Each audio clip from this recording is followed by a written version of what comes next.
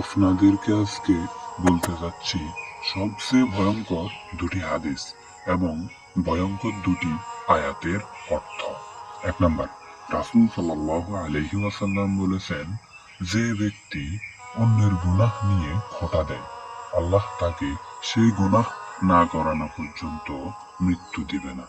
2 নম্বর, রাসূল সাল্লাল্লাহু আলাইহি ওয়াসাল্লাম বলেন, মৃত্যুর পর তাদের মাথা পাথর দিয়ে ভাঙ্গা হবে, যারা ফজরের নামাজ না পড়েই ঘুমিয়েছিল এবং যারা কোরআন গ্রহণ করে তা ছেড়ে দিয়েছে।